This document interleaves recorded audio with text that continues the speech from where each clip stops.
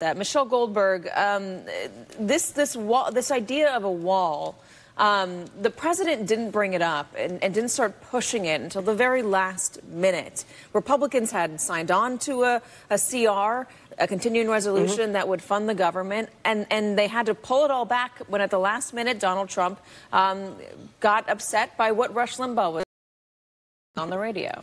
Right, and that's, I think, why, you spoke before about how both sides are somewhat politically intractable, and I actually don't think that's the case. I mean, there's a lot of areas where Democrats are willing to give. They're certainly willing to pass this CR that was passed unanimously in the Republican-controlled Senate. They're willing to consider some sort of the wall for DACA deal that Lindsey Graham has been pushing.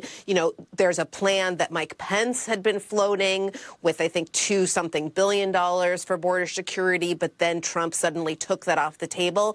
And so Democrats don't really have a negotiating partner. They have a president throwing a tantrum because he wants the approval of Rush Limbaugh and Ann Coulter and other pundits on the far right, and doesn't really feel any urgency about getting the government working because, as he said, even though I don't think it's necessarily true, he thinks that most of the people who aren't being paid are Democrats. And he kind of does, I don't think, feels this sense of crisis over what's happening. I think what he cares about is this wall, not metaphorically, and not really, I think, even about border security, but he's desperate for this monument to his own ego and his own racism.